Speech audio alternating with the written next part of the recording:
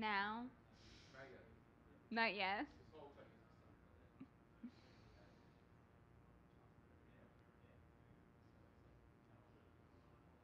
One black. What does that mean? They're black balancing. Oh. He's talking to her, showing her the blacks. Oh, so I thought we already did that. Can't hear you. I thought we already did that. No. Well, he probably set them, but now with her on the phone, he's going through them. Kenny?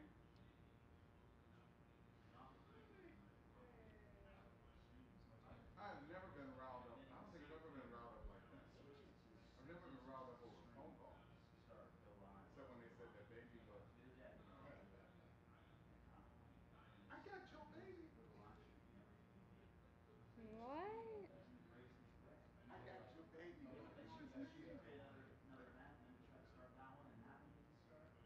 She used the word. Don't worry. Mic check. Mic check 1 2 3 4. Mic check 1 2 3 4. This is a microphone check for C-SPAN transmission.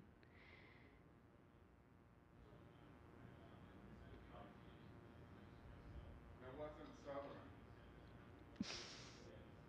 I know. It was not Southern at all. Fine. 1 2 3 4.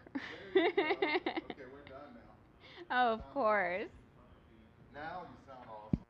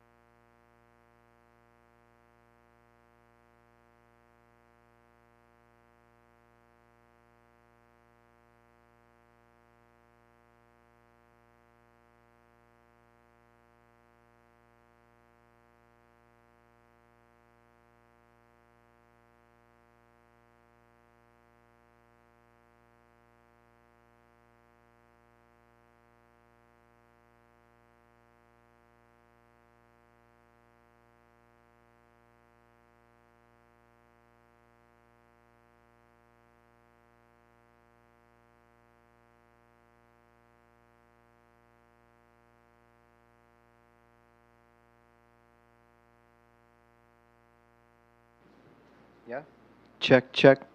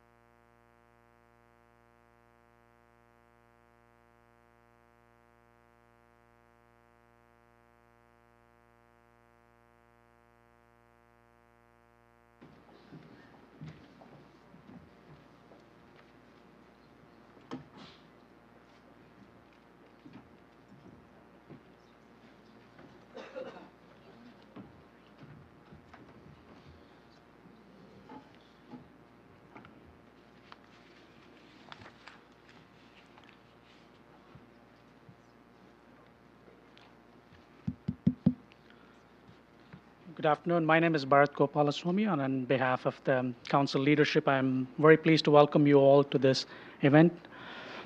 I'm very pleased to see the huge turnout today, despite two competing events taking place. One is obviously the eclipse, which you'll see in the next 15 minutes, but I'm sure you have a stronger panel that will eclipse the eclipse. And you also have the decision, the president's decision on Afghanistan, which will somehow weave into parts of this event, which I hope.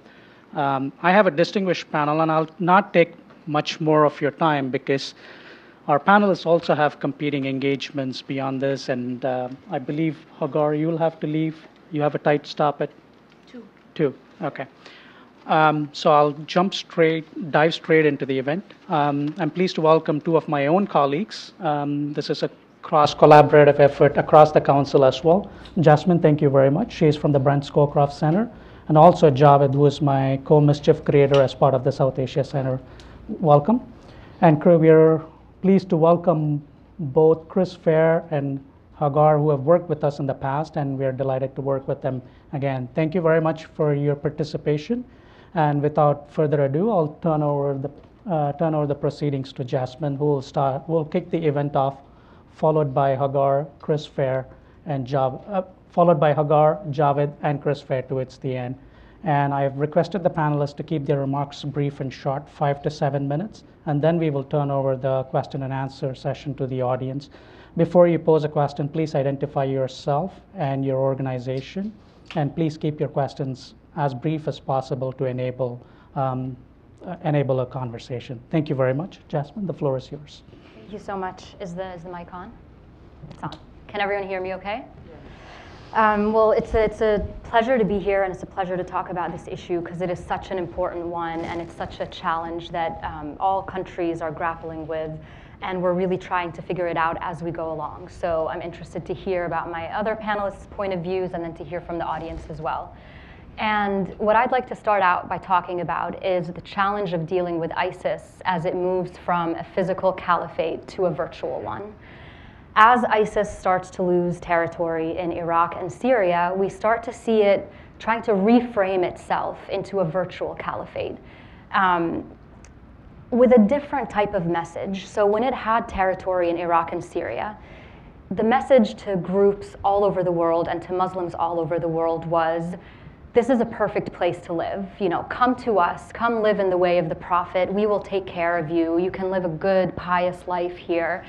And the message wasn't necessarily extremely nefarious. It wasn't extremely violent. In the beginning, it was just kind of like, come live with us in this utopia. Now, as they start to lose this territory and as they start to lose control over where they are, you see the message shifting to a much more aggressive, much more violent one. They're no longer telling people to come join them because they can't. And there's nowhere to join anyway. They're telling people to stay where they are and to just wreak havoc in their own societies. So the message is, stay where you are. We will provide you with all of the instructions, all of the information that you need to tear apart the fabric of your society. And that is what the challenge is that we have to grapple with today. So we've seen this particularly in Europe, in the US, as these lone wolf attackers and other people who don't necessarily seem to be part of a group or part of ISIS per se. We've seen attacks, the truck attacks, Nice, Orlando, London, most recently Barcelona, these attacks that are incredibly difficult to proactively address for a couple of reasons. How do you, and this is the big challenge basically, right? The big challenge is, how do you prevent someone from being radicalized online? Not only how do you prevent someone from being radicalized online, how do you identify someone who's being radicalized online? How do you answer the questions of, why is this person becoming radicalized? How is he becoming radicalized? What are their grievances? If they don't have a criminal record and if they're not on the radar of the authorities, how do you know when to step in and whether you can step in legally? Questions that really are much more complicated and much more challenging than a drone strike on a target or a law enforcement operation. So you have a couple of measures that you can do, that you can take part in. One is a reactive measure, so things like taking extremist accounts offline, for example, once you identify them, or arresting people that are known to incite violence online. But what about proactive measures? What about preventative measures? And that's, I want to go through a couple of those right now, just broadly, and then I think my panelists are going to go into the country-specific challenges and opportunities. So if you look at the reasons why people are usually drawn to extremism, whether it's white supremacy that we're seeing right now in the US, or whether it's Islamist-inspired extremism, or any other form, the root causes are often the same. So it's disenfranchisement with your government. It's feeling persecuted or wronged, like you don't have a sense of justice. It's a loss of identity. You don't know who you are or where you belong. Economic hardship. You can no longer provide for your family or for yourself, and you have no dignity as a result. Sympathizing with worldwide causes, whether it's Palestine or Syria or the wars in Afghanistan and Iraq, feeling a sense of brotherhood or sisterhood with fellow Muslims or others. So basically a set of grievances. Grievances, whether they're real or perceived, whether they're past, present, or anticipated in the future. So a couple of examples in South Asia that make conditions there ripe for extremism, and I'm going to keep this really brief. But for example, in India, we have rising Muslim-Hindu tensions, and Muslims are increasingly feeling persecuted under Prime Minister Modi's government. Again, grievances, real or perceived. In Bangladesh, you also have the same kind of tensions, and ISIS online has specifically expressed an interest in going into Bangladesh because it's a win-win situation for them. One is it's the fourth largest Muslim population in the world, so they have this big potential pool of recruits. And then secondly, they have a border with India, which is not so easy to monitor, and so they get a 2-for-1, if you will, if they go into Bangladesh. So what can these governments do? What are some of the things that we can look at? How to combat? In South Asia in particular, because they haven't necessarily been on the front lines of fighting ISIS like the Middle East or Europe or the US have been, they face this challenge in walking a fine line between being extremely aggressive and extremely vocal about their increasing efforts to combat ISIS and becoming a target because of that. So the more that they say that they're combating ISIS, the more that they do it publicly, the more they are on the radar of the organization, the more the organization goes and targets them as an act of revenge. So it becomes a self-fulfilling sort of cycle. But what are a couple of things that they can do that some of these governments have already started doing, but of course could always be doing more of and better? One is working with international allies and the private sector to identify and take down these extremist presence online. So like I mentioned earlier, identifying extremist accounts online, identifying people in the country that are inciting extremists or individuals online.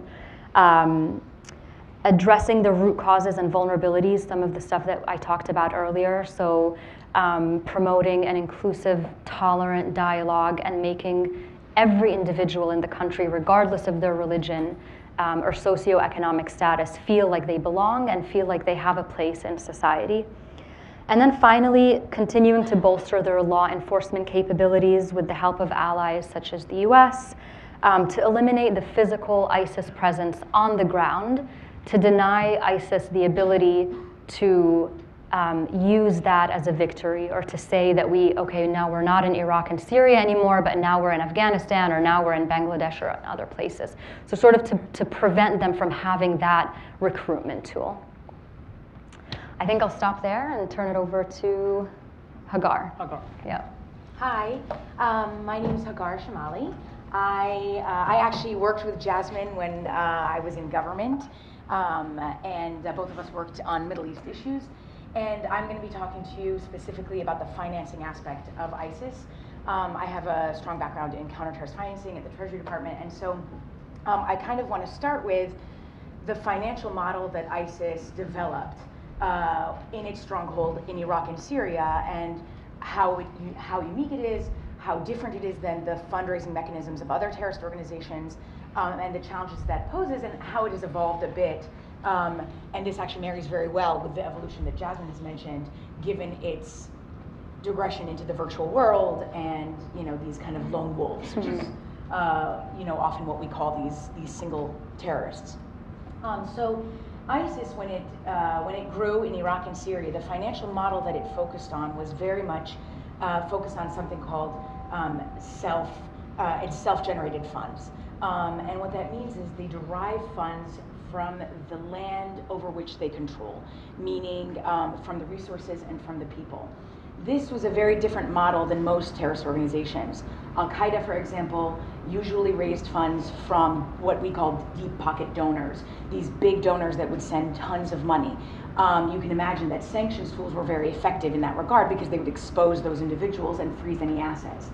Other organizations like Hezbollah, for example, diversify, I guess, their fundraising mechanisms, but they're backed by a state, obviously in Hezbollah's case, Iran, and they have a very wide, diverse system of businesses and organized crime to raise funds. ISIS formulated this system that actually was harder to combat than any of the other terrorist organizations, and that's because it came directly from the land. And so what that meant was their number one source of revenue was mainly extortion and robbery. So they would tax the people they were controlling on everything. They would tax them to just to live. They would tax them if they left their house. They would tax them if they needed to pull money from the bank. They taxed them on every single aspect of their life. And so it was extortion, basically. Very similar to a mafia, how the mafia operated a long time ago. And robbery. The most infamous move they made was when they took over Mosul. They robbed the central bank branch there, and they were able to retrieve $400 million from that. That's a big chunk of money for a terrorist organization that does operations pretty much on the cheap. So that was the main way. The second way they did it was through oil at the time. That obviously went down afterward, but when ISIS first was established, oil was a major part of their fundraising. Again, the theme is that they were taking advantage of the resources and people in the lands over which they controlled. Following that were smuggling of people mainly, trafficking, and then other business enterprises like kidnapping for ransom, antiquities, etc. What this meant was that the more land ISIS controlled, the more funds they were able to generate. In South Asia, and given that ISIS has now lost some land in Syria and Iraq, their financial model is evolving a bit. The theme remains self-generated and self-financed, if you will, but a lot of it now is through these lone wolves, like you talked about, these lone wolves who are committing attacks in Nice, Orlando, Jakarta, London, etc., are mostly self-funded. These are individuals who have funded the operations themselves. These operations are really pretty much cheap, and so ISIS is now relying on that. They're also taking advantage of the terrorist financing vulnerabilities that exist in South Asia already. South Asia is not new to terrorism. There are a number of terrorist groups in South Asia and in Southeast Asia that have proliferated. And they all pretty much focus on the same vulnerabilities in those regions to move funds and to raise funds. That's mainly porous borders and cross-border smuggling. In the case of ISIS, that is a lot of those in Iraq and Syria moving funds through the porous border of Afghanistan and Pakistan. The money is used there, and it even moves to Southeast Asia. For example, the Philippines, as you've seen, is a lot in the news lately. So that's one way, and then another way is through hawala, which is the informal transfer of money, and through charitable organizations that are really front organizations. Some of them are set up to support terrorist organizations. Some of them are abused by terrorist organizations, perhaps unwittingly. And so this has now it's evolved a bit, but again, the same focus is self-generated. What to do about it and the challenges that have been posed because of a self-generated system is that when it's self-generated, it's much harder to track. Almost like these individuals who sign up, they're much harder to find. And I know that social media actually has made a good effort on this. I think they obviously need to continue that. But when it's self-generated or when it's cross-border smuggling of cash, the running theme through all of that is that this is money that is very hard to track. So the usual typical financial tools like sanctions, interception of funds, working with banks, it doesn't have the same effect here as it would for other counter illicit finance goals. The four efforts that I would say that are the most effective and that have proven effective in the Middle East so far have been, number one, military operations. I'm not trying to say that as like a vague, scapegoat. And continued now with the coalition campaign in Iraq and Syria, the U.S. Treasury Department, at least for the U.S. government, the U.S. Treasury Department and DOD had always worked closely, as Jasmine and I can tell you, but they never worked closer than when they were working on the counter-ISIS campaign, including the counter-illicit finance campaign. And what that meant was that Treasury and Defense Department worked together to identify where ISIS was deriving its benefits. In this case specifically it was oil, and then the Defense Department was able to target those oil refineries, the production routes, the smuggling routes. It had a significant effect. And then also, of course, there's the fact that military campaigns to take land away from ISIS is going to have the same effect in terms of its ability to raise funds. The less land it has, the less ability it has to generate proceeds. So the first is military operations. The second is partnerships with relevant governments. In the case of Iraq in particular, this proved to be the most significant step in the gains that the Iraqi forces had against ISIS. And that goes on all levels, obviously military, as we can see in the press, but also financially. When ISIS took over Mosul, the US government worked with Iraq to isolate that area 150% from the formal financial system. No banking went in, no banking went out, nothing financial went in or out.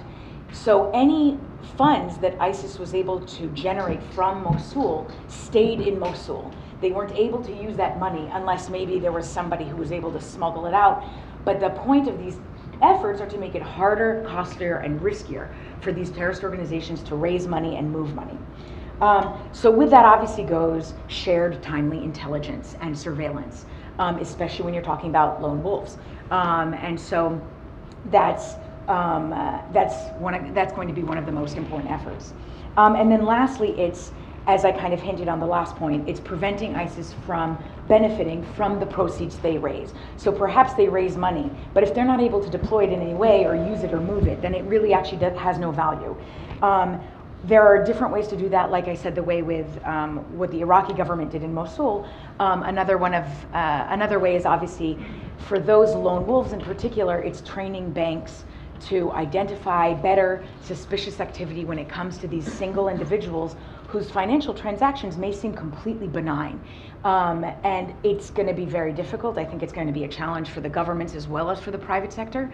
But working with those banks, making sure they file suspicious activity reports to their financial intelligence units, and having governments like the US government and other governments, Australia, the Western European ones, et cetera, working with the South Asian ones to make sure that they have the intel needed or the wherewithal to identify suspicious activity is going to be critical in cracking down on ISIS financing efforts in that region. And I'll stop there. Okay, thank you. Javed? Thanks, Bharat, and glad to be here. I will quickly talk about the story of the Islamic State in Afghanistan, and which is curiously interesting and frankly is quite noteworthy and I would say somewhat under-examined as well. The Islamic State's offshoot group, the Afghan one, which it calls itself the Islamic State in Khorasan province, it emerged in late 2014 after reports of the death of Mullah Omar, the first and spiritual leader of the Taliban, were leaked. And that sort of leakage triggered an internal power struggle within the Taliban leadership that subsequently led to the fragmenting of the Taliban movement into different groups. And one of those groups allegedly became the ISKP, or the Islamic State of Khorasan province, and which has since carved out a relatively small territory in eastern parts of Afghanistan. And at the time, U.S. commanders on the ground said that ISKP's emergence was essentially, and I quote, a rebranding of marginalized or renegade Taliban members that began to operate under, a different leader, a different flag, and a different name. In 2016, the following year, the United States declared ISKP as a foreign terrorist organization. But since then, ISKP has launched several large-scale spectacular attacks in Kabul and across Afghanistan, including exploding a 1.5-ton truck bomb last May that killed over 150 people. And they also attacked a military hospital in Kabul that killed over 45 people as well. The group has also challenged the Taliban through turf wars. They've recruited scores of Taliban senior military advisors, also their foot soldiers. They run their own radio station called the Voice of the Caliphate to disseminate their propaganda in a almost daily 90-minute broadcast.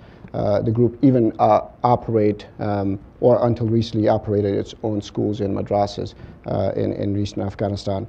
ISKP's overall current strength is estimated to be between 700 to 1,000 fighters, but there's little information about where the group gets its material and financial support from, which group it closely affiliates with, and how much the core ISIS leadership in Iraq and Syria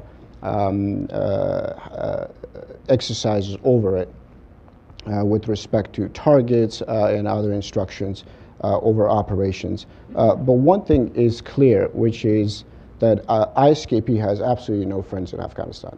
Many leaders believe that Pakistan, and by many leaders I mean the many Afghan leaders, when you speak to, believe that Pakistan is in fact complicit in Taliban's rebranding, and that elements within the Pakistani security establishment, particularly the intelligence apparatus, has manufactured ISKP as a new proxy group to shrewdly alternate their positions between the Taliban and ISKP in its favor. And doing so provides the Pakistani army, in particular, cheap and expendable assets to exploit in support of its regional statecraft, while offering Pakistan a plausible deniability.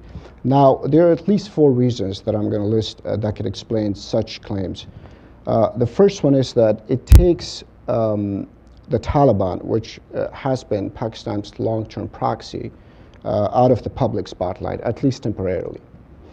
In the past year, this has become particularly important as Pakistan felt mounting pressure from the United States and regional countries, particularly the Chinese, about bringing in the Taliban into the negotiating table.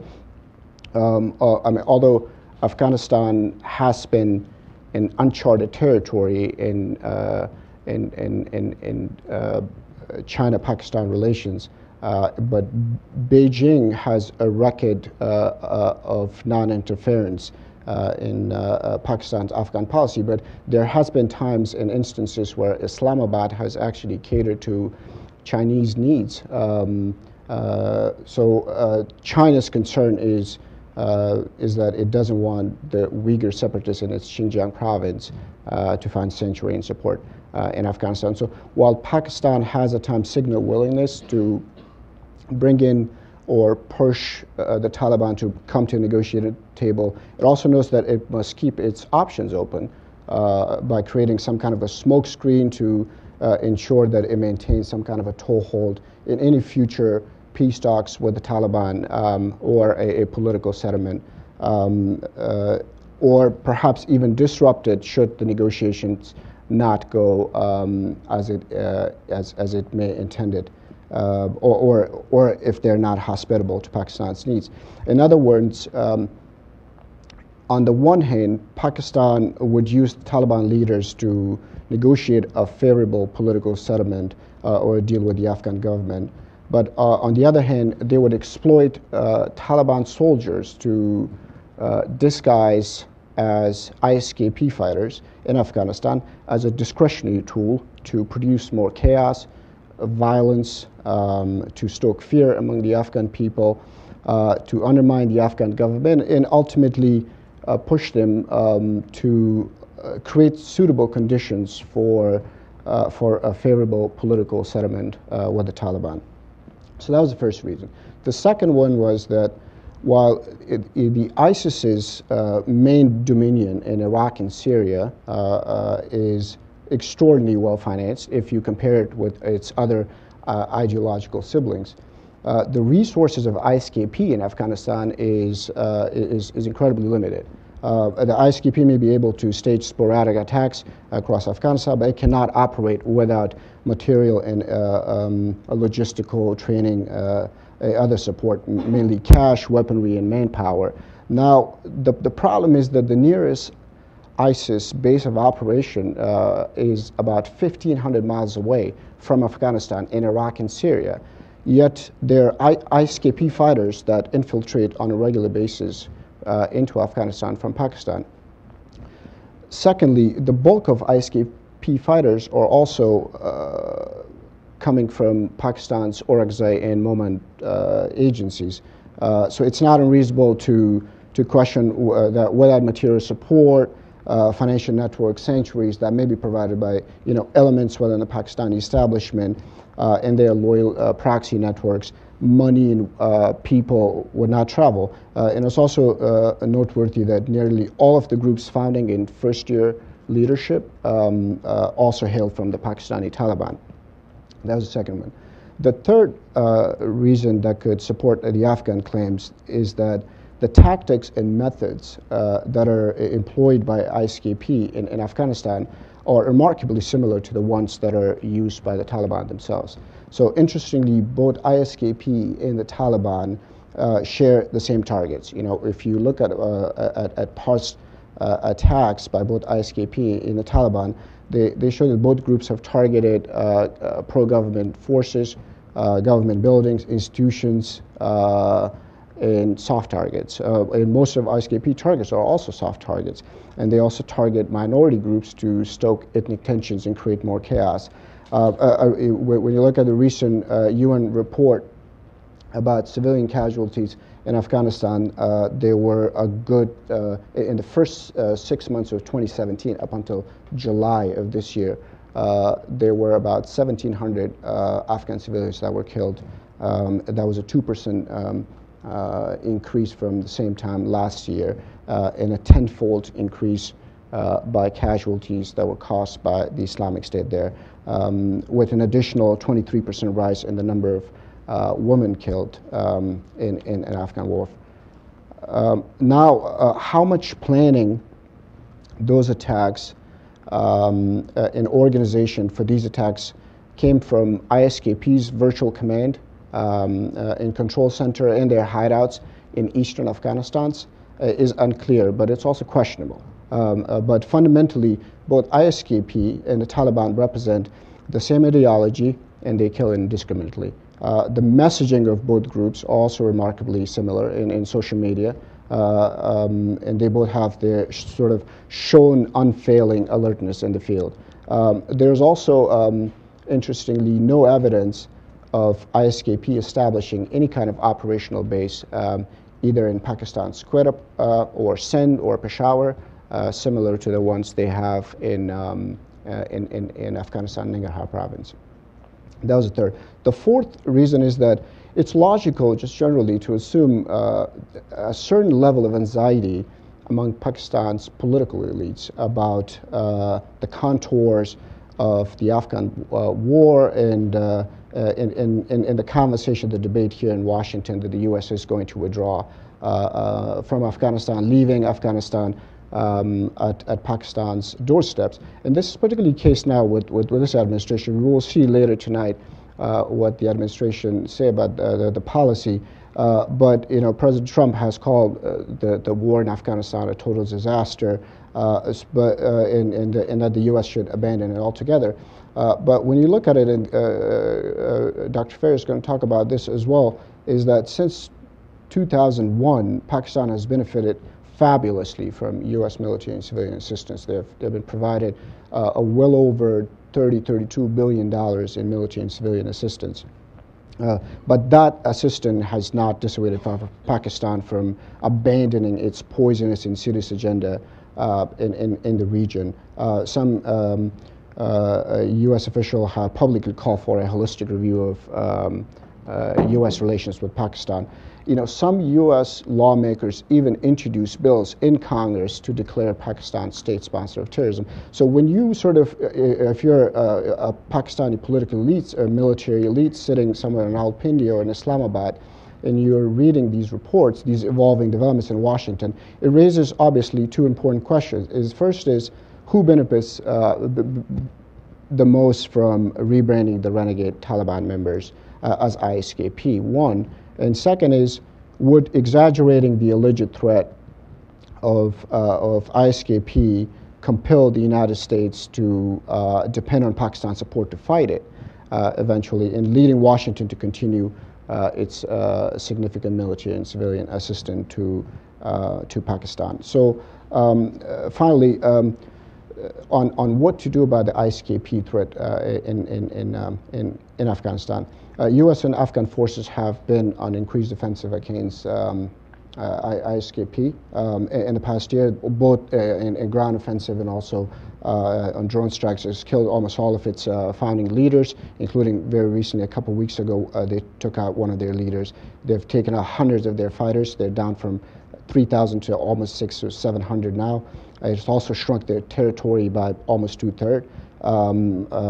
In April, the U.S. even dropped the so-called mother of all bombs on their bunkers, which help a great deal. So these accomplishments are significant, but in nature. But in the end, I think ISKP is the wrong enemy in Afghanistan. It's because it's a minor group that, by Afghan standards, perhaps if compared to the Taliban. And so focusing too much on ISKP distracts attention from larger challenge, which is to identify and target ISKP's financial sanctuary and support networks. And those are unfortunately not in Afghanistan. So the U.S. should sort of focus more on the urgent task, which is the Taliban and their patrons, who are energized by their recent territorial gains in Afghanistan, as well as Western fatigue with Afghanistan, and frankly also the political chaos that is in Kabul right now. So the Taliban are also morphing slowly into a shadow government. They're controlling over 40% of the territory now. So focusing too much on ISKP now gives the Taliban the benefit of gaining more strength, and it also would provide them with the time and flexibility to consolidate that strength across Afghanistan. And we could sort of discuss more about the other stuff later in Q&A. Chris? All right, so you and I, we have a lot of overlap. So I'm going to very briefly highlight a few things that didn't come out in your talk, but I suspect you and I are in complete agreement. So to restate, ISKP in Afghanistan, it's not tied to Iraq and Syria, and it principally has two sources. One of these sort of reflagged Taliban who have grown vexed with Taliban leadership, and one of the reasons that I think you might agree with but didn't mention explicitly is this frustration that the Taliban is essentially Pakistan's intelligence agency, the ISI, that the Taliban had really become the ISI's lapdog, and that the Taliban were being increasingly told what to do by the Pakistanis. So this was a way of getting themselves out of Pakistan's thumb and still continuing to be a player in the sort of militant milieu. The second source, which you also hinted at, is what I guess we could call reflagged Pakistan Taliban. Whereas the reflagged Afghan Taliban reflect endogenous trends within the different networks of Afghan Taliban, reflagging of Pakistani Taliban is really quite different. And again, we can identify at least two streams of this, and they're different, but ultimately they are interrelated. So Pakistan, for a number of years, had been waging this dog and pony show called Zarb-e-Azab. I used to call it Zarb-e-Nonsense because that's largely what it was. Zarb-e-Azab was one of Pakistan's recent operations that was supposed to target the militancy centers that are based in Pakistan's federally administered tribal areas. But for those of us that have been studying Zarb-e-Azab for several years, what Pakistan was really trying to do was reorient most of these militants that were part of the Pakistani Taliban. What doesn't get explained enough in environments like this, because it's a little bit inside baseball and y'all want to watch the eclipse or something, is that these groups have one ideological strand of Islam that they all follow. They're all Deobandi. So there would be no Pakistan Taliban, for example, if there had been no Afghan Taliban, which we know has generously benefited from all manner of Pakistani support. But there would also be no Pakistani Taliban had Pakistan not raised and nurtured other Deobandi militant groups. So, for example, Jaish-e-Mohammed, Harkat al-Ansar, Harkat al-Jihad, etc. So part of Pakistan's strategy was to take those elements of the Pakistani Taliban that had closer ties or willingness to fight in Afghanistan and move them there. The other tack that it had attempted to take was to get them to rejoin Jaish-e-Mohammed, which had principally been raised by the Pakistani ISI to conduct operations in India. And so those elements of the Pakistani Taliban that couldn't be turned back into good jihadis were going to be those that they would then target through military operations. And the way Pakistan works is that they just don't engage in military operations. They're constantly going back and forth trying to bribe these people to once again become good jihadi assets. I mean, the Pakistanis are very unwilling to kill any jihadi asset if there's any possibility that they might be rehabilitated into a good terrorist again. So just reiterating what we've already heard from Javed, unless the Trump administration shows more sagacity than the Obama administration before it, which I think is fairly unlikely, whether we have 3,000 troops, 10,000 troops, or 103,000 troops in Afghanistan, we are going to be in the same situation unless we adopt a very serious policy towards Pakistan. I mean, Pakistan, in addition to the industrial strength corruption and governance malfeasance in Afghanistan, is one of the, what I would say, the two largest reasons why we have been unable to have anything but a treadmill-like stalemate going on in Afghanistan. Let me turn to Pakistan, because much of what happens in South Asia is really driven by Pakistan, as opposed to these grievance arguments for which I actually don't have a lot of patience. The grievance arguments are time and time again not supported by the data, and we can have a lengthy discussion about that. So let me tell you a little bit about who supports terrorism in Pakistan. Not poor people, not undereducated people. The folks that support terrorism in Pakistan are in fact middle class, they're urbane, they're well educated. The people who dislike them the most are in fact poor people living in cities. And the reason for this is actually straightforward. It's the poor suckers living in cities are the ones who are getting killed by these terrorist groups, right? These terrorist attacks do not occur randomly. They don't occur in rich people's neighborhoods. So this is what we call in economics a negative externality. So we really need to look at this grievance-based argumentation with a lot of skepticism, because this fuels, I think, this mythology that we have really indulged in since 2002, that we can buy our way out of this, right? That USAID can go in there and become part of a counterinsurgency tool, we can educate people. Yeah, this is just rubbish. When we turn to Bangladesh, I'm going to rubbish this argument even further. If we do not understand the political sources of appeal for these organizations, rather than trying to make it a grievance-based argument, we really have no chance of winning. So let me tell you a little, I don't even know what winning means. Winning in the case of South Asia means, by the way, South Asians don't die. Let's be really clear about who is killing whom here, right? South Asians are dying at the hands of South Asian militants. ISIS in South Asia is not a problem for us. Our problem, let's be really clear, in case there's any confusion because it hasn't been said, are white supremacists. And if you think I'm exaggerating, please go to the University of Maryland's website where START is housed. They house the global terrorism database. Europe is dealing with an ISIS threat. But ladies and gentlemen, we're more likely to be killed by a white lunatic with an AR-15 with a beer gut stuffed into a second-hand military surplus battle rattle. So I want to really make sure that you understand that when I talk about ISIS in South Asia, the victims are South Asian. People that are killing us here in the United States, not ISIS. They're white supremacists. Not enough people are saying this.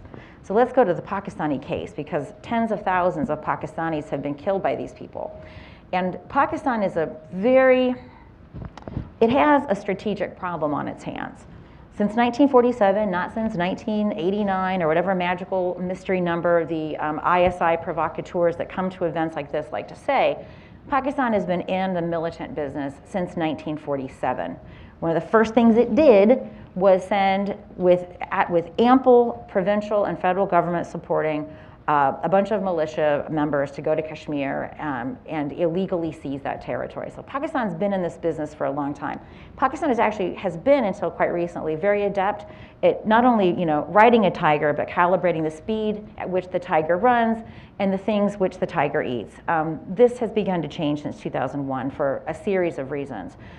But many of the groups that Pakistan raised and nurtured for killing Indians, so Harkat-ul-Jihad Islam, Harkat-ul-Ansar, Mujahideen, and for killing Afghans, the Taliban, they come from this Deobandi milieu.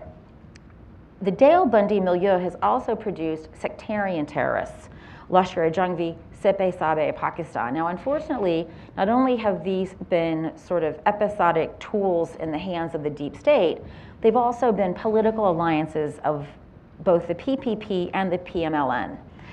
Now, the problem is, as we enter the world of ISIS and as we enter the world of Al-Qaeda's leadership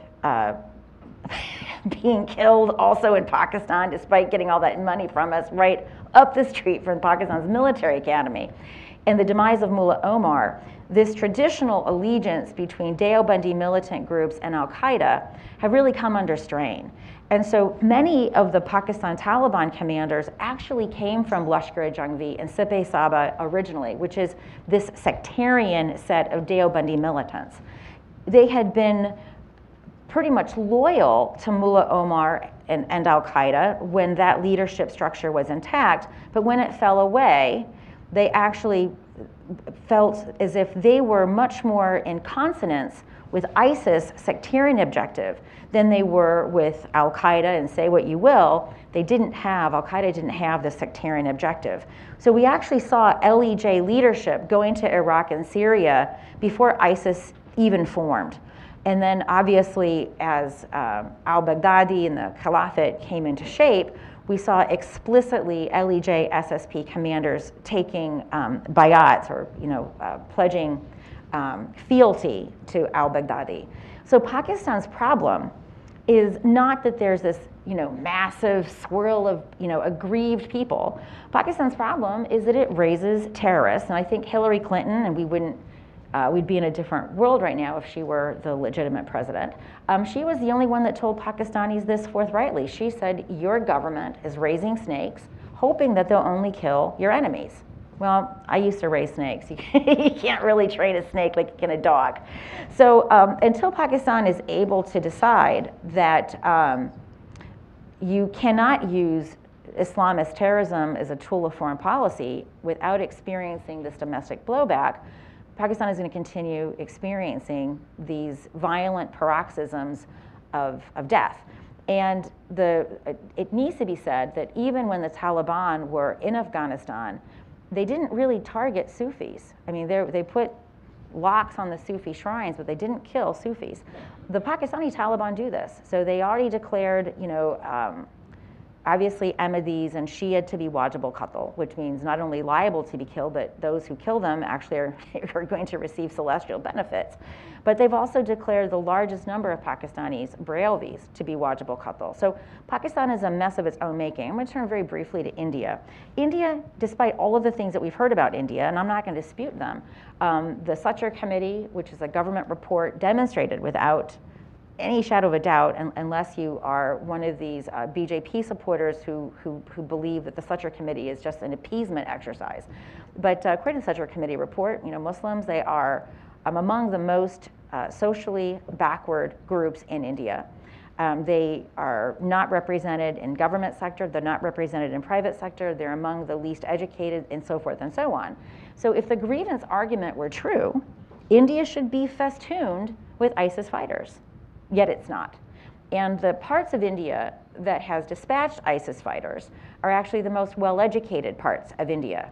So where we have seen ISIS fighters coming from India, they have come from Kerala, which again is one of the most educated states, and the Muslims from Kerala are among the most educated Muslims. So if the grievance argument were true, and I submit to you it's probably not, we should be expecting places like Bihar and Uttar Pradesh, where these typical grievance-based arguments are most applicable. They're not producing ISIS fighters. Let's talk very briefly about Kashmir. What happens in the rest of India, for example, the phenomenon of the Indian Mujahideen, the ISIS fighters coming out of Kerala, they're very different from what we're seeing in Kashmir.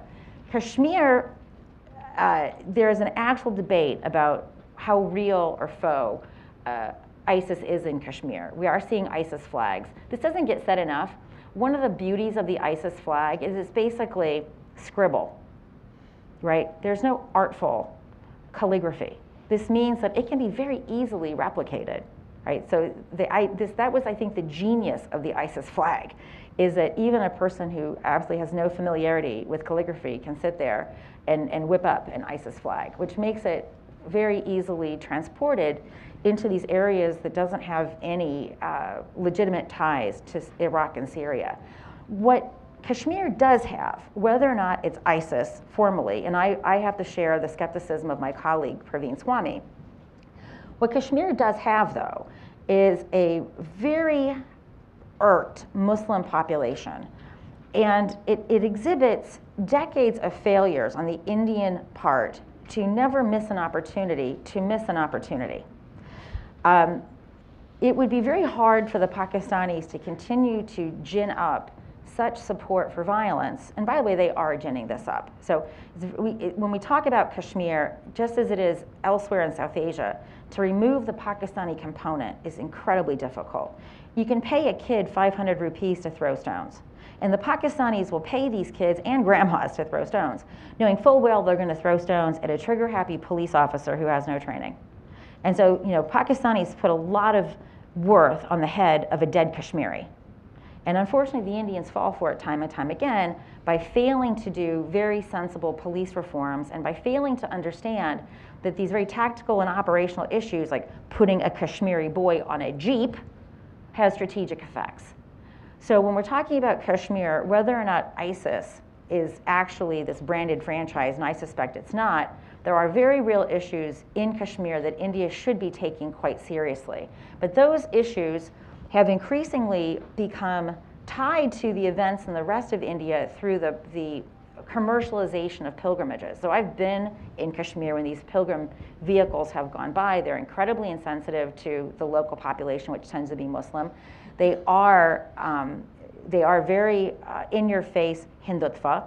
The widening of the highways, which caused encroachment upon Kashmir National Forest, was an issue, as well as the environmental degradation. When you see these pilgrimage vehicles putting to the highway, they also leave in their path a bunch of trash. So there are real issues in Kashmir that need to be dealt with. I know, you asked me to do South Asia, dude, and there's a bunch of countries in South Asia. And I'm now going to turn to Bangladesh. Bangladesh is actually where, I know, I drove all night from Indiana, and you asked me to do South Asia. It's just a lot of stuff in South Asia. Bangladesh is where and I'm going to end on where we really do have a real threat, and that is Bangladesh. Bangladesh, people don't follow Bangladesh as the Rodney Dangerfield of South Asia. It gets no respect and no attention. But Bangladesh has actually had militancy for quite some time. What's interesting about Bangladesh's Islamist militants is that they're actually very inefficacious. If you look at the data from the Global Terrorism Database, per attack, they get about 1 fatality. Right? So if we had the fatality yield of Pakistani terrorist groups, we would all be screaming up and down, what the heck is happening to Bangladesh? But so far, the terrorists in Bangladesh are quite incompetent. So we've managed to not care about them. Nor has suicide bombing fructified in a very serious way in Bangladesh. Of course, suicide bombing has begun to emerge in Bangladesh. Like every other country in South Asia that's dealing with Islamist militancy, the Sheikh Hasina government has been incompetent, to say the least. They don't want information. In fact, to preclude people from having information, they shut down our survey. We were supposed to do 8,000 people. They shut our survey down in about after 4,000. Been doing surveys in years in Pakistan. They never shut us down. Did a survey in Iran. They never shut us down. Bangladesh did. They arrested our enumerators. Why? Sheikh Hasina doesn't want to know that, in fact, Islamism has a considerable base of support in Bangladesh. There's not a lot of support for the tactic of terrorism, but there is quite a bit of support for the goals of these organizations, and I can tell you that based upon the preliminary analysis of our data. However, just as in the case of India, the people that are joining ISIS are not poor and they're not undereducated. The previous wave of Bangladeshi militants had much more conformity to that sort of hypothesis, but they were much more aligned to Al-Qaeda and the Taliban for historical reasons because of the Bangladeshis that served in Afghanistan. These ISIS fellows, they are cosmopolitan, which of course apparently means something else if you're Mr. Miller in the White House, but they are well educated, they're urban, they're not poor. And so this idea that these are these lumpen Bangladeshis ready to be sucked up by ISIS, it just simply isn't true. And what I see across all of these places where not just ISIS, but where Islamist militancy thrives, we need to get out of our heads that poverty is driving this, ladies and gentlemen. It's not. What I see from my surveys and from my studies of their literature is that they actually agree in some measures with the goals of the different militant organizations which they serve and which they support. And if we don't want to come to terms with the fact that these are rational actors, they're not poor, impoverished boo-boos who are easily swayed by the exoticism of beheading people, and this is not what's going on here. If we're not willing to actually spend the time to look at the way in which ISIS is able, and not just ISIS, by the way. ISIS is the new flavor of the day, but all of these countries, as Javed noted, have actually more serious Islamist militant groups. We're not going to buy our way out of this with US aid and development programs. What we really need to be spending a lot more time doing, and this is going to require resources, is understanding what is the source of political appeal that these organizations have in the countries in which they operate. And finally, Burma. I'm not going to talk about it here, I don't have the time. But Burma is, if you pay attention to Burma, all of these groups are active in Burma. Lashkar-e-Taiba, ISIS. Burma is a country that we talk about for a lot of reasons, but probably not for the reasons of this discussion. Yet both AQIS, Al-Qaeda Indian Subcontinent, and ISIS have made numerous statements and appeals to the Rohingyas, as we know, are being subjected to some fairly serious brutality by the Bangladeshi, or by the Myanmar government. Thank you. Oh, okay. Yeah, you are. Did you? Okay. Since you have to go, if you have any directed questions on financial trafficking from the audience, please direct. Thank you. On finance, specifically on finance.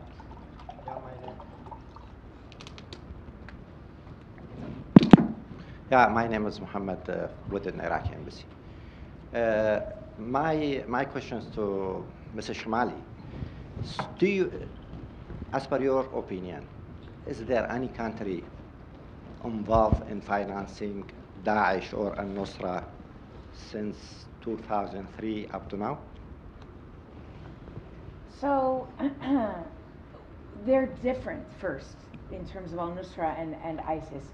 What I've seen more is not so much a government. I've not seen a government financing ISIS or al-Nusra. What I've seen is governments turning a blind eye to financing going on within their borders. So you could argue obviously many theories as to what that means, right? Whether they implicitly support or whether they don't care or whatever. But what I have definitely seen, yes, is financing or fundraising going on within borders and no action knowingly, and the government knows about it, and no action taken against it. So yeah, I've seen that. Yeah, my pleasure. Sorry, I have to run. Oh, one more? Okay, one last one. So I'm so sorry. This is actually really a fascinating topic. Thank you. Jay Kansar from the Hindu American Foundation.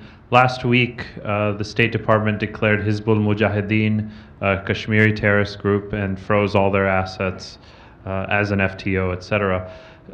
They had started acting in 1989, and we just now have taken this step. What other groups are we missing who may be fomenting the space for ISIS to operate within South Asia, and how can we correct that as soon as possible?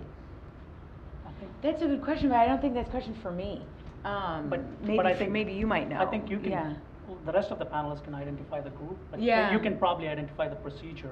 Well, so generally when a terrorist organization is labeled as such and then sanctioned, it depends it depends on the group itself and its activity as to how long it takes, as to why the action is taken.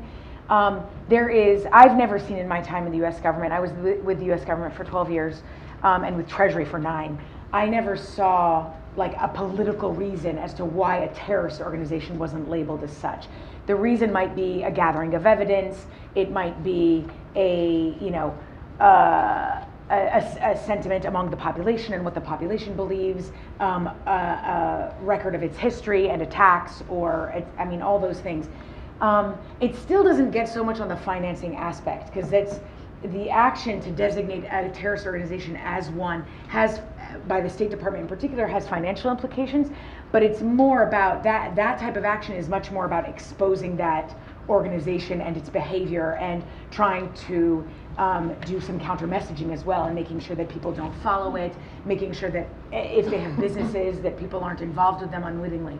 So the process just kind of depends. But as per the groups, I am sure there are many groups that have not yet been targeted, and I'm certain that the U.S. government probably knows about them, because in my experience, the local populations are very good at telling the embassies, this is what we're seeing, and then the embassies are very good at telling Washington. It just, in terms of timing, it depends sometimes on foreign policy or how much does it take, or what is the tipping point before you? Before designating? Yeah. A terrorist organization as a terrorist organization? I don't really know. I know more about what the tipping point in terms of targeting a terrorist financier. And for that, it's just, there has to be a very significant evidentiary, what we at Treasury used to call evidentiaries. And so what they were hundreds of pages of usually classified information, sometimes unclassified, that would be sent to the Justice Department to prove that said person was financing terrorism, or financing drugs, or financing proliferation, whatever the criminal activity was. All right. Thank you. Yeah. Thank you for having me. And do you want to jump on identifying the other groups? Yeah. So in my experience in South Asia, these designations are in fact very political. I haven't seen one when they haven't been political. So I wish that she could have stayed here and we could have had this discussion. The U.S., unlike the EU, and even, I don't think the UN, has the UN declared HISB yet? I don't think they have. No. But the U.S., there's a reason for that. HISB is a very, they have been historically viewed as an indigenous militant group. In terms of its cadres, they have been historically viewed as mostly Kashmiri, whereas Lashkar-e-Taiba actually is mostly Punjabi. The funny thing is, in my own data collection, HISB is not overwhelmingly Punjabi, or is not overwhelmingly Kashmiri. So that may have been one of these myths that get told over and over again in these analytical circles. But I think that the sort of deference to Pakistan may have been something that drove our reluctance to declare HISB for so long. That's kind of hard to say, because we've been very aggressive on LET, and we declared that over Pakistan's dead body, basically. But these designations, I want you to understand, in my view, in my experience, have not been very effective. And the reason is that we've got this other partner called Saudi Arabia. And I wish that she had actually been here to explain the process. Essentially what these designations do is it allows us to go after their resources in different places. Well, we can't just go to an ally and say, we've just designated this organization, we want you to hoover up all of its money and put it in a safe, right? That just isn't how it works. And so you actually, and militant groups or terrorist groups understand this.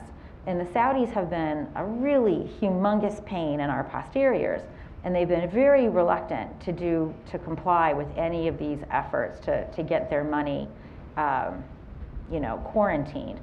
And I have to say, President Trump actually got something right, although I'm pretty sure it was by accident, and that was by identifying Qatar. Qatar has for years been a really important source of terrorist financing. I guess the problem is he didn't know that we actually have CENTCOM based there. So these designations, in my experience, don't mean much. And I think it's more of a political optic to India to say, we do value this relationship. We don't have a lot of new gives to India. I did my dissertation, for example, on the Khalistan insurgency. The decision to declare the All India Sikh Federation, that was very much a political decision. It wasn't driven by evidence. We designated it long after it stopped being effective, and we did that because of our growing relationship with India. So that's not something, this designation stuff is important because it sends a signal, but it doesn't degrade their capabilities. Jamaat al-Dawa, for crying out loud, it's been designated forever, and they just floated a political party, right? So let's not get too excited about this designation. It's not going to have any functional effect upon the organization. Yourself?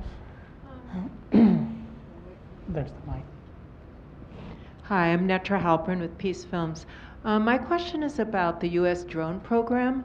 A couple of you mentioned that they took out some terrorists with the mother of all bombs and the bunkers.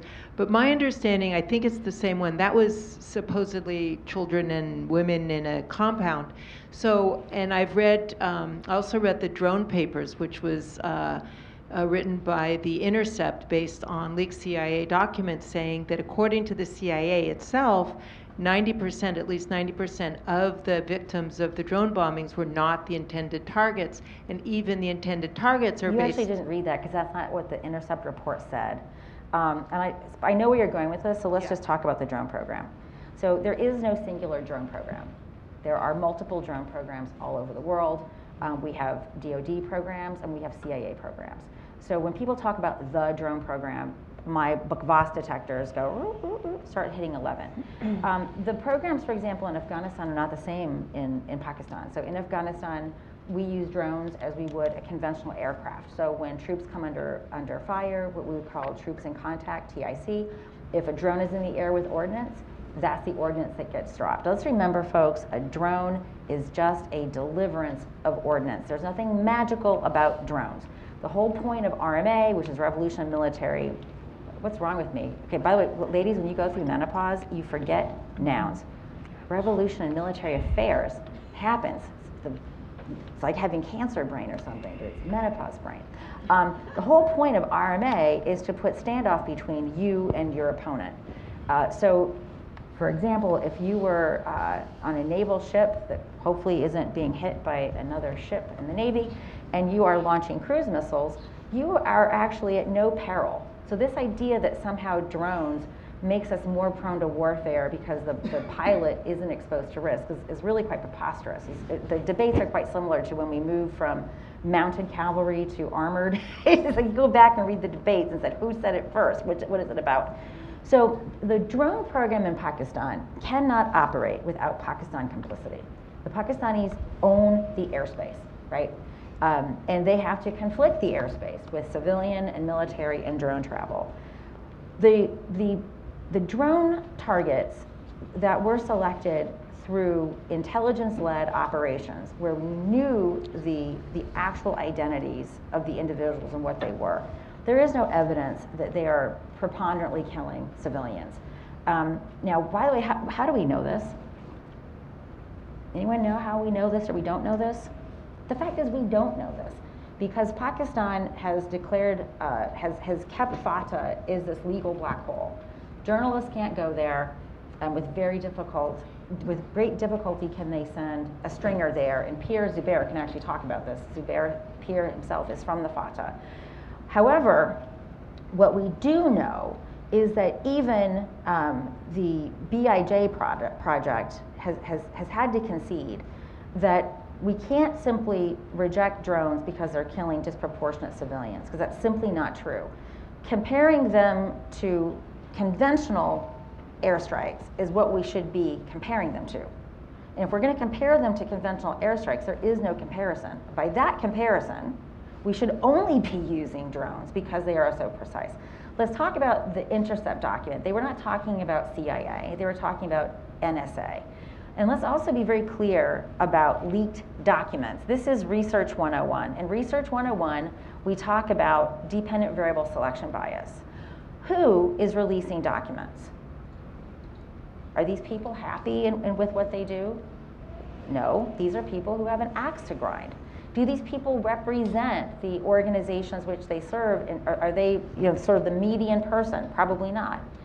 How do we know that the documents that they leak are in fact representative of the entire universe of such documents? They simply don't. But here's what we do know, and I hope that IS is actually going to publish this. When people have actually spoken to Pakistanis who have experienced drones, not the ISPR cutouts that come here and get ISI-funded airfares and visas to testify before Congress, when you can actually look at their statements and say that what they actually have said is not physically impossible. So for example, I'll never forget the Human Rights Watch that had a kid say, oh, I saw drones flying in confirmation. No, you didn't. Drones don't fly in confirmation. They're not able to do that. So what the kid saw, if he saw 2 airplanes flying like this, he probably saw a conventional aircraft, right? But when you actually talk to people who have witnessed the drones, they will tell you exactly who they kill, and that they're not predominantly killing women and children. They will also tell you that the people that they killed were really bad dudes. So there is this really problematic effect with information, because the FATA has been closed off, that the farther you are from the actual impact of a drone, the more vulnerable you are to disinformation. But Aqil Shah has just conducted the largest interview sample of actual drone victims. By the way, the NYU Stanford report does not interview drone victims. They've created this new thing called experiential victims. So anyone sitting in Lahore can be an experiential victim. So I think that as we get more data about the Pakistan case, I think that this narrative is going to slowly give way to fact. Now, having said this, the other element of the drone program, which is basically what we call signature strikes, which is we didn't know the identity of the person being killed. Those are very problematic drone strikes, and I don't know anyone in their sane mind that's going to defend them. These are where we based upon the signature, which is how the people are moving around, and based upon other information, we have word that someone who looks like this is going to be doing something naughty, kill them. This is where I think the program really got itself into a lot of trouble, and people who were allegedly killed multiple times were finally killed. And like, well, you said you killed them 2 other drone strikes ago. Who did you actually kill in that case? So this is much more complicated. I'm going to say very finally, and I'm tired of hearing it because I don't like hearing things for which there's no evidence. There is no evidence of drone blowback making terrorists. This is one of the biggest canards that has been propagated by people who don't have data but curate quotes from 16-year-olds from SWAT. By the way, SWAT has never seen a drone strike. So I'm happy to have more discussion about this. And you'll notice I only confine my comments to the tribal areas of Pakistan, because each of the countries in which drones operate have a very different standards and procedures and targeting, and different relationships with the host countries in which the aircraft fly. Yourself? Natalie. Thank you. Natalie Tessmer from Center for Strategic and International Studies. So Dr. Ferrer, you mentioned that there have been rising extremism with the Rohingya crisis. And so as there are Rohingya refugee camps in Bangladesh, how likely do you think it is that there will be blowback, or even Bangladeshi refugees kind of going into India and doing or conducting terrorist attacks in India? So the refugee issue is a tough one. So one of the things that must also be said, because of this particular administration running and ruining our country, refugees have not really been conducting terrorist attacks. I mean, it's actually just a canard that's sold to gin up resistance to having refugees.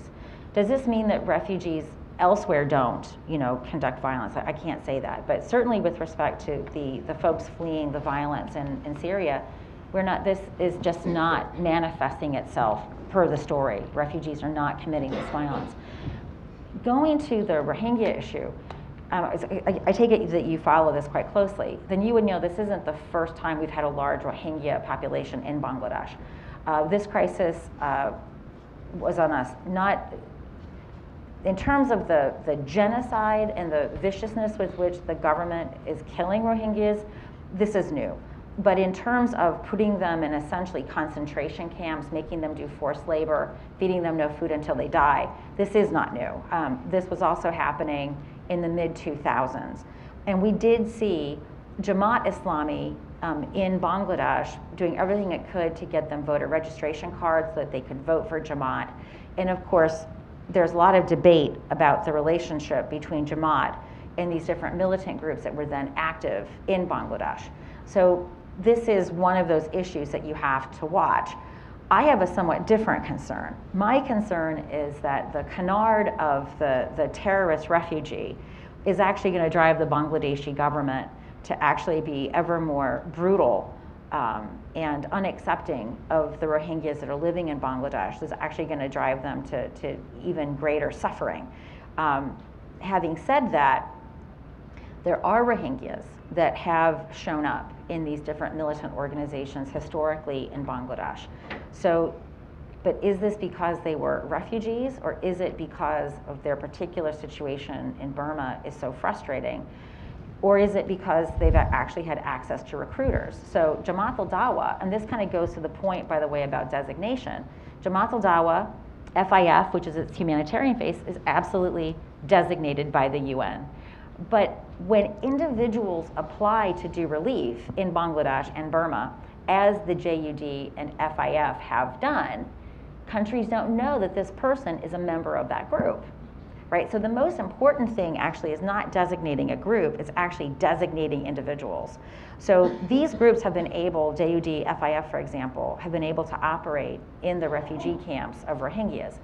Now, this is worrisome because this group, JUD, FIF, which is tied to Lashkar-e-Taiba, does this deliberately to cultivate supporters for their cause. Both supporters to their particular strand of LA Hadith practice of Islam, but also for the militant functions. So I think it's important. The other thing that's important for Bangladesh is that it is not just for ISIS, forget ISIS, again, LET I think is much more important when we talk about Bangladesh. It has been a logistical forward operating base, if you will, for operations going into India. And when you go to Bangladesh, when you fly into Dhaka, you can just sort of see the airplane traffic going between Pakistan and Bangladesh. It's fairly straightforward, it's fairly easy. And what you actually see happening in Bangladesh is many of the sort of Islamizing things that you've seen elsewhere. So for example, when I first started going to Bangladesh, it was fairly rare to see a woman in a niqab. Now it's actually not so rare. And whereas in many places that's an urban phenomenon, you also see that in rural Bangladesh. So Bangladesh, I think, has long deserved much more scrutiny. I don't mean scrutiny in a negative way, I mean intellectual curiosity than it has until recently. But this similarly applies to the Myanmar question. Yourself. Hi, my name is Anas. I'm intern in the Syria Institute. I'm sorry, could you speak into them? Okay. My name is Anas. I am an intern in the Syria Institute. I am Syrian myself as well. My question is about, I know the panel talked about the demise of ISIS and defeating the group, but looking at the Middle East now, I see the same factors that contributed to the rise of ISIS are still there.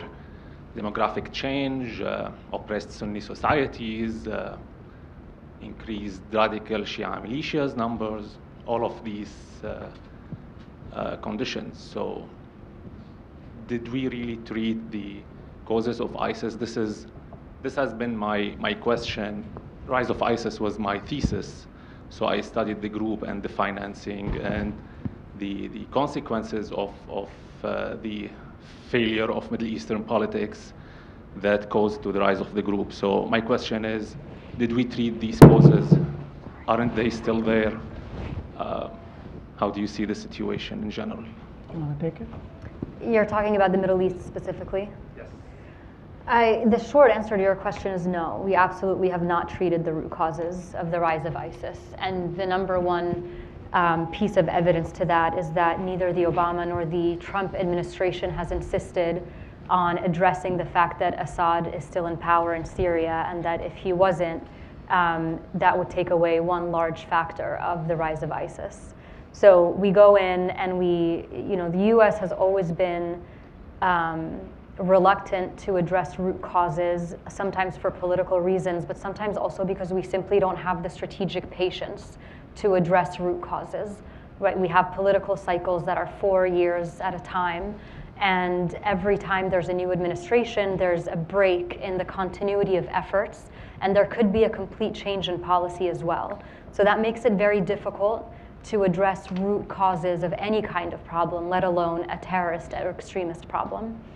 But to go back, because I think Christine and I, I don't know that we necessarily disagree, but the fact of the rise of extremism and why people become radicalized, I don't think grievances, I mentioned a list of 4 or 5 reasons why people turn to extremism, grievances being one of them. But grievances also don't have to do with just being poor. Osama bin Laden was a very rich, very well educated, very well traveled, very spoiled, aggrieved human being. And his grievance was political. Yeah, we agree on that. The political grievances. So I definitely agree with you. I don't think it's very useful for people to assume that if someone is poor and uneducated, then they're automatically a terrorist, or if they're refugees, then they're automatically terrorists. But grievances can be anything. They can be political, they can be social, they can be economic. And it's very rare that someone becomes a terrorist just for the fun of it, just because. There's always something behind it. Not to take up a lot of time, we can talk about this afterwards, but the short answer to your question is no, we don't address the root causes of extremism. We're not very good at it as governments. Well, we're not going to live with, ISIS is just the current manifestation of years and decades of the same types of grievances and problems that we've had in the region and in other places in the world. Before ISIS, there was Al-Qaeda. In different places in the region, there are other groups. ISIS is the latest manifestation because it's in a region where which we consider to be very strategic to our interests, and because right now they're very successful in inciting people to go and do these lone wolf attacks in Europe and the US. They directly affect our national security, which is why we're so concerned with them. ISIS is going to lose almost 100% of its territory very soon. It's on the brink. That doesn't mean that it's going to become any less of a threat. And it doesn't mean that ISIS itself is a threat. It's the idea, it's the ideology, it's the set of grievances that can be manifested in all different kinds of languages and countries. That's the issue that we have to deal with, and it's not just about ISIS. So I want to make an intervention on this. So the US, I think, we're the great Satan. We hear it repeatedly. Every terrorist organization of an Islamist ideology identifies us as such. Yet it would be so easy to do in the United States what is happening in Spain, what's happening in Belgium, what's happening in France. It's not happening here. And even in terms of the numbers of people from the United States that has joined ISIS, we are so low at the list. And in fact, the singular community that's predominantly contributing is actually the Somali community, which faces sort of like the double whammy of both being, essentially viewed as African American and sort of experiencing the oppression of race, and also being Muslim. I think we should maybe turn this around. I'm actually struck by countries that should be, by all the rhetoric, just extruding ISIS fighters like crazy, right? We, as well as India, should be countries that are doing this. And so these are, for me, countries that are oddly resilient to ISIS. So I think we have a dependent variable selection problem here, right? That we're only looking at places that produce ISIS, and we're seeing things that these countries have in common that produce ISIS. But we're not looking at countries that fit those descriptions that are not producing ISIS. And so this is something that I would really encourage people to think about. India is a great example because we have states that are producing ISIS and we have states that are not. And there's so much variation between Indian states. In fact, Kerala and Uttar Pradesh are probably more different in many ways than North India is from Pakistan. One is producing ISIS and one is largely not. The United States, we really are the dog that isn't barking here, right? We were the object of Al-Qaeda's largest effort. Why is it that France is producing so many ISIS fighters, but we aren't?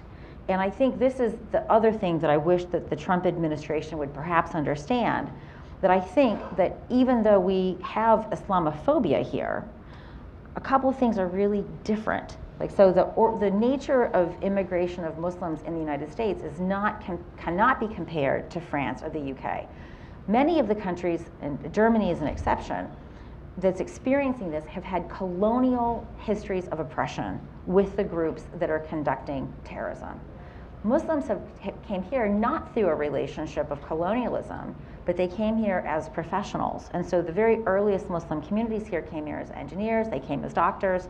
When immigration liberalized in the 70s, some of those communities began to change. But the American Muslim community is more likely to sue than it is, right? I mean, this is just the history of our organizations. And they've been much more likely to organize through political action committees like CARE.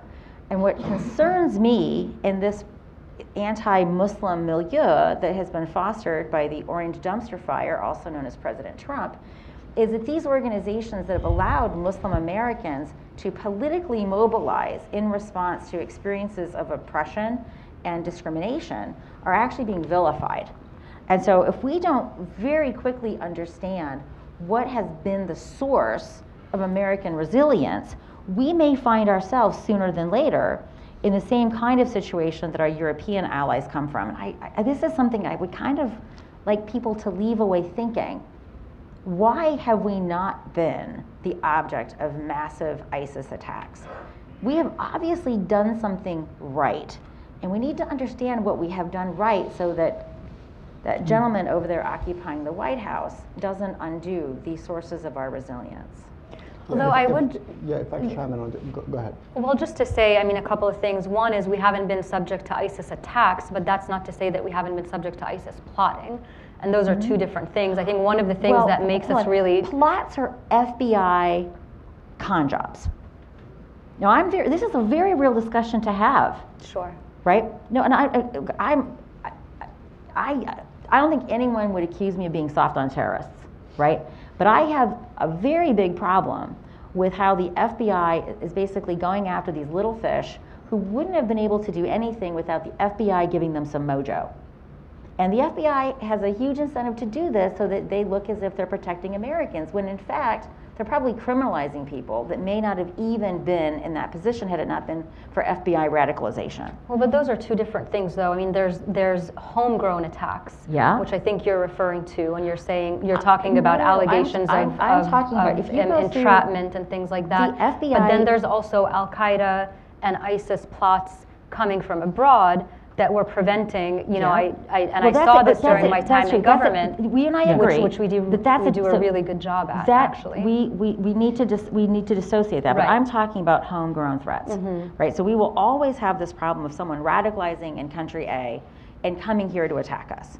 That's a separate issue from our own Muslims in this country radicalizing, which we have mercifully not been subjected to. I think we need to understand the sources of that resilience. So I'm not disagreeing with you at all on that front. But you mentioned the sources of resilience. You did, right? I mean, because we're an open society. That's right. Muslims are more, you know, they come here. I mean, this is a country that integrates, at least until right now, integrates its immigrants. And we don't, a Muslim in the U.S. is not the same as a Muslim in France. Absolutely. And so that is a great source of strength in our society. We cannot lose that. Yeah, just a quick point. So taking on the root cause of any problem is an arduous task, right? In the ISIS itself, there's no silver bullet solution because it requires time, it requires patience, strategic patience.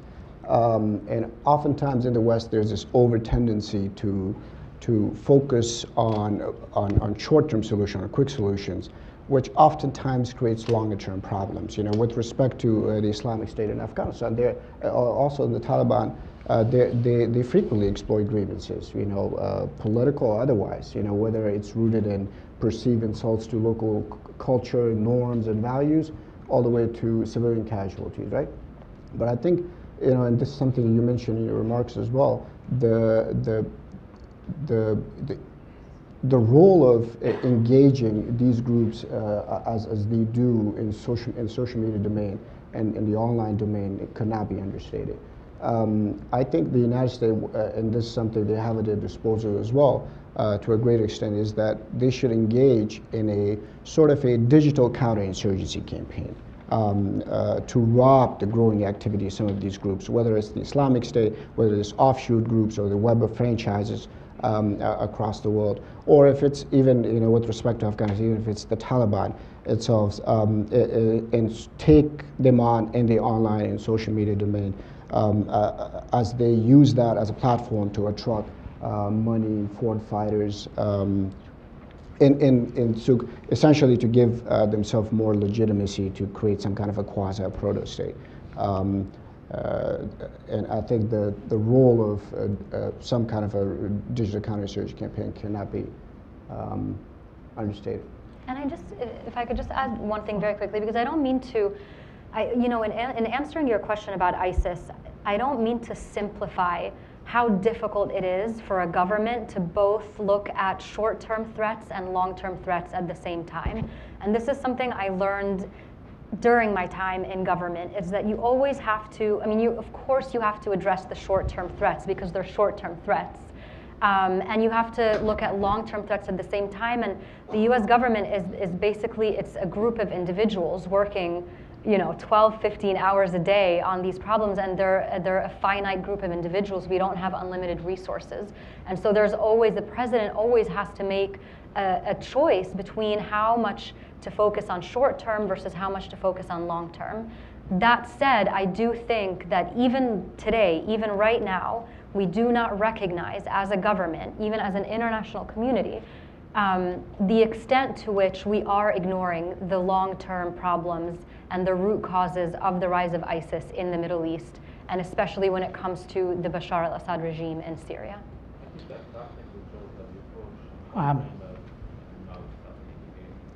I know you all have a lot of questions, but I would, I'm up with time. But I would encourage you all to directly have the chat with the speakers post the event. Please join me in giving them a big hand. Thank you very much. Yeah, once you, if any.